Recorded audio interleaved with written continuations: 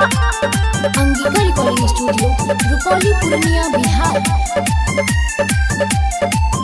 जिला पूर्णिया के नाम लिखवाला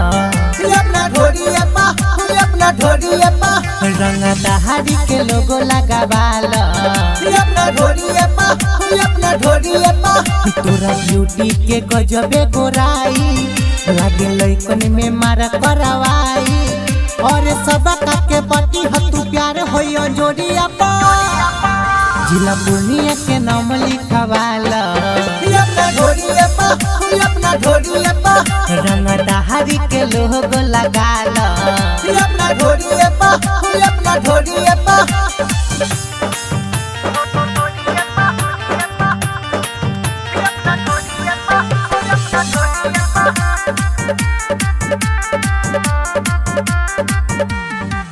तोहर पतली कमर हई तिरछी नजर मारे दिला वापस सबके छोटा रे कारी के सिया के धार लगातार करे वार जाने मन करे कटली ओठा रे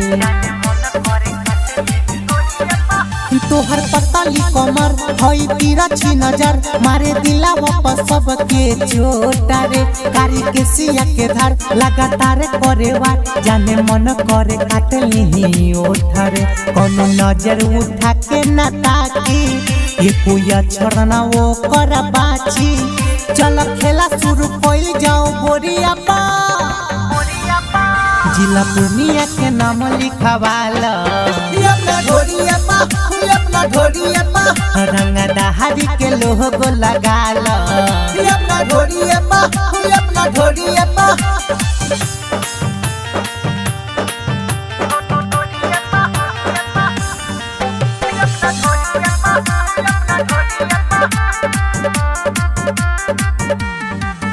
होई जिहिला जवान सभे फैन हो हमार होई इहाँ के हम मशहूर रे राइटर राहुल अभिषेक तोहर देखिए के भेस कहे छोड़िए के जोई है ना दूर रे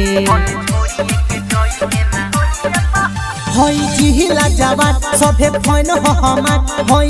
इहाँ के हम मशहूर रे राइटर राहुल अभिषेक तोहर देखिए के भेस कहे छोड़िए के जोई है ना दूर रे तनी रौशन के दिल में बसाला अपना सीना से सीना सटाला तहरा फिदा पानी सोरा के उमिरिया पा यावा पूर्णिया के नाम लिखवाला अपना ढोरिया पा रंग दहाड़ी के लोगो लगाला अपना ढोरिया पा